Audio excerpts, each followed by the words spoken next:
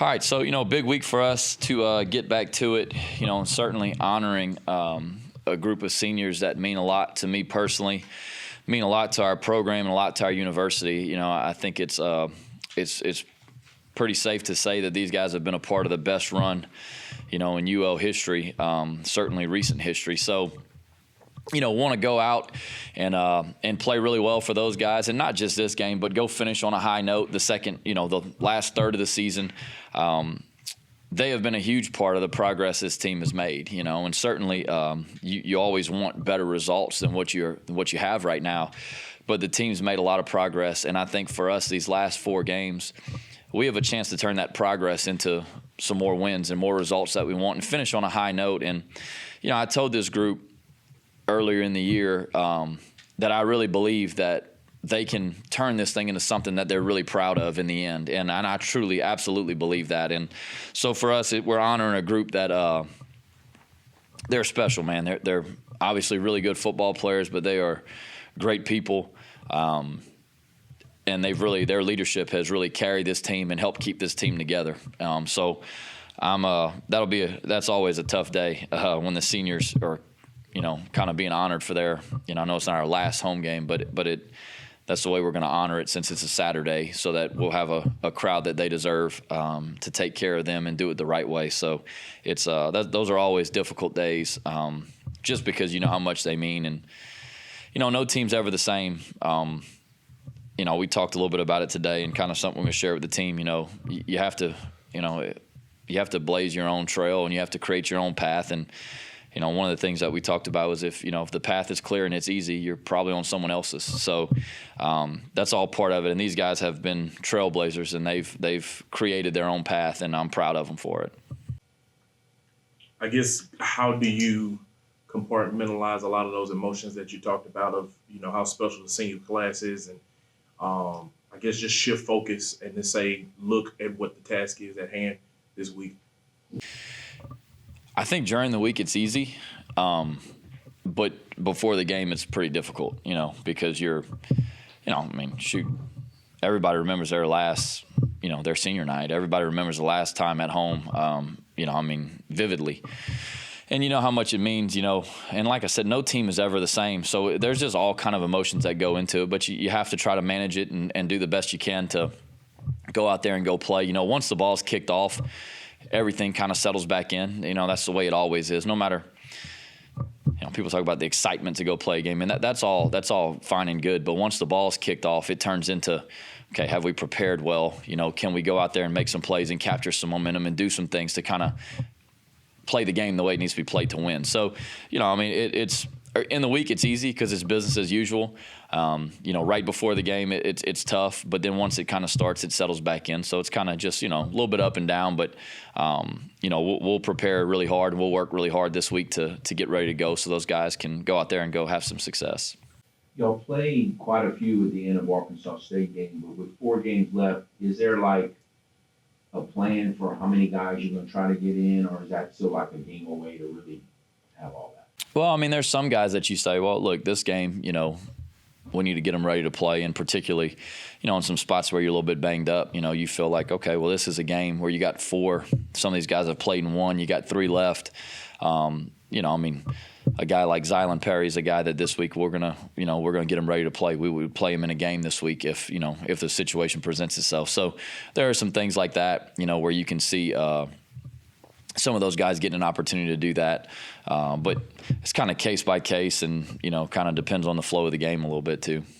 What's the situation with Jack?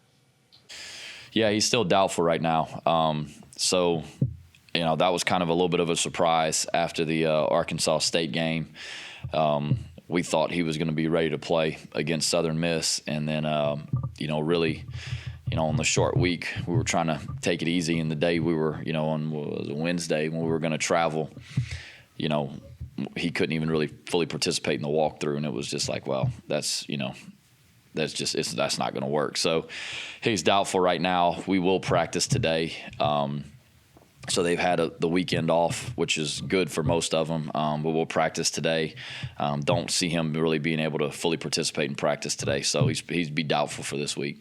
So does that mean Caden, or who kind of steps up that hadn't really been part of the rotation? Well, I think you still you don't have to put Caden in there. Like last week, George Jackson played really well. Landon Burton got to play a little bit more, which is good, and played well in some spots. So, you still got those two guys on the interior that are ready to go. But Caden would be the next one, if something would happen, that would need to be ready to play. Coach, what is it that Troy does so well defensively? I think they're ranked like second in the Sun Belt in points given up. What is it that you've seen on film that they do so well? Well, I just think they make you earn it all the way down the field. They don't give up a whole bunch of explosive plays. And when they do, there's a difference between explosives that go for 15, 20 and explosives that go for touchdowns. And that was kind of, our deal in the game last week was we only gave up 5 explosives on defense, which is not bad. But 3 of them were touchdowns, So, like, there's a difference in that. Troy makes you earn it all the way down the field. And when you watch their defense on tape, there's really no soft spots. Certainly everyone knows about Carlton Marshall, as they should.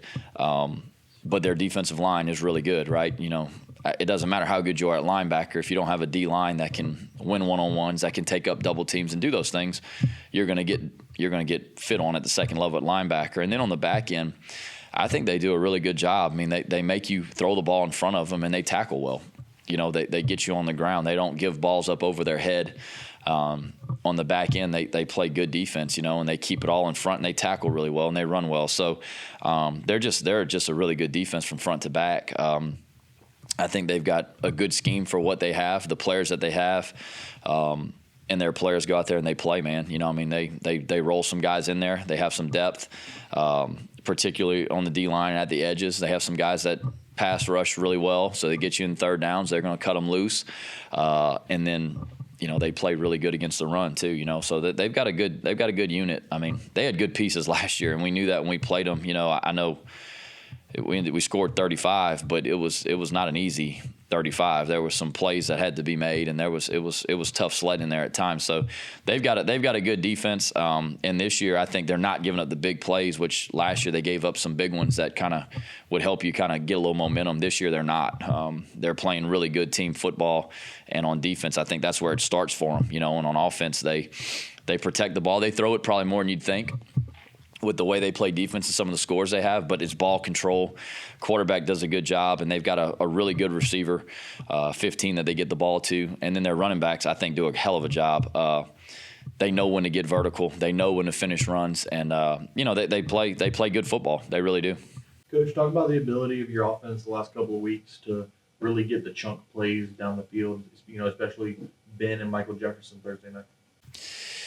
Yeah, I mean, it's been something that, probably throw it more than really what I'm comfortable doing, and what I've kind of done in my past. But you do what you got to do to give yourself a chance to win. And we knew, I think, early in the year, we knew we'd have to be able to throw it to win. We talked about that quite a bit. And as the season went on, especially early in the year, we knew that we were going to have to probably throw it more than really what we wanted to even. So, that's part of it sometimes. And you got to win in different ways, and you got to try to give yourself a chance to win in different ways. So I think those guys have performed really well. Ben's done a good job for us. I know we turned it over a little bit the other night. One of them, really all of them were tough. The last interception is 4th down. Throw it every time. You have to. One of them was a tip ball. Could have been a little better ball placement. Could have been a better route. Could have been a better call. Certainly, all those things. Tip balls are tough. They happen.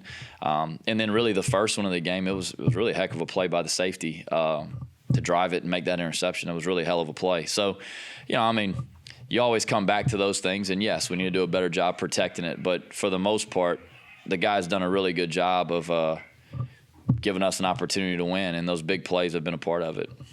Against Troy's defense. Keep it down in the back over there. Dang peanut gallery out here in the cheap seats. So to that point, Des, does it this weekend going against Troy's defense? Do you try to take the lid off the defense and just try to keep them honest, or what's kind of the approach if they are kind of solid at all levels? We always try to scheme up the best shots we can, right? So we try to scheme up, and take shots. Really, you try to take one a quarter. Is kind of the way that I like to try to do it. So you try to find the best ways to do that, but you can't just take shots for the sake of doing it. I mean, you have to have levels to it where it's okay. It's this, down the line, or it's maybe it is a shot and it's like, okay, if it's not there, it's a throwaway type thing. But I do think you have to be meticulous in the way you do it against them, because I think you can get into some trouble. I mean, not only just throwing it but protecting it. So yeah, I mean, we always try to scheme up shots and we always try to find a way, especially. We've got guys that have made plays down the field, so you're going to try to do that. But we're going to have to run the ball effectively this week, and we're going to have to do it early, and we're going to have to be in the right stuff where our guys can run off the football and go play physical. We're going to have to really play two-dimensional on offense. We're going to have to run and throw the ball. I don't think this is a team where you can just say, we're just going to line up and run it right at them, and it's definitely not a team where you can just say, all right. I mean, they do a great job on the back end. They mix up coverages really well. They do some things that can confuse a quarterback pretty easily. So you got to be able to do both. And for us, I mean, scheming shots is always a part of it. But I don't think you can, you can't live by it, and expect to just hit 5 shots for touchdowns and expect to win a game. You're going to have to operate within the system, 95% of the game. Coach, do you feel like this is a week where you're going against a team that's pretty hot right now, sitting atop the Sun Belt? Do you guys have a underdog mentality, or do you just handle it as business as usual? I mean, I think it's always business as usual. I mean, whether you're picked to be an underdog or a favorite, I mean, hell, none of that matters. I mean, you got to go out there and play the game. So, for us, I think it's an opportunity that we've got to not sell. It's an opportunity we got to get excited about. I mean, a really good football team coming in here. They've played great football this year. You go back and watch it all the way through.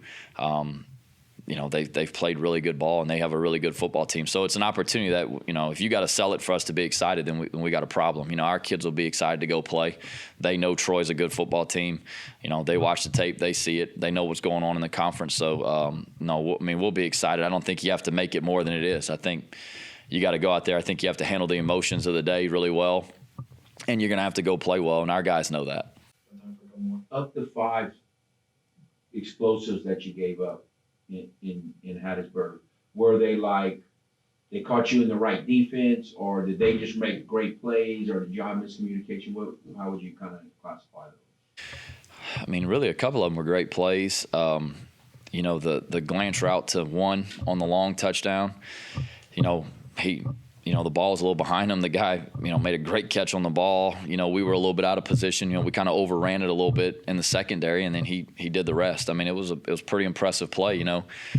If you played exactly right, you get them on the ground, it's plus 15, and okay, make them drive. The touchdown pass that the running back threw was one with just bad eyes. It was wildcat, and our eyes are in the backfield, man-to-man coverage, and by the time you realize it's a pass, it's way too late. And it was a pretty good throw and catch. And then, the touchdown pass that they had on the RPO was really an unbelievable catch and ball placement. So, they've got good players too. They're going to make some plays. You just can't do that. You can't have the eye violation, right? You can't overrun the play. You got to get the guys on the ground, and on a couple of them we didn't. I think once we settled down and got in the right spot, got our eyes in the right spot, started playing with a little bit more discipline on defense, we were able to limit the big plays and the explosives and certainly the touchdowns. So even though, I felt like we had a really, really good week of practice, I felt like that was as locked in as we had been as a team throughout the process. You still got to go out there and play. It takes everything. It takes the mental, the physical preparation, and then you got to go put it into action. So, it's just one of those deals. I hate it. You hate it for the players because they did a great job during the week, man. They prepared really well, and I felt like they were ready to go out there and go play, and we just we didn't play well early, and it's the game there's so much momentum in the game. It happened so fast that before you could really kind of settle everybody down and just kind of get back to what you do, it was it was 29-5 at one point, and that's a tough task to climb out of, and ended up being too much.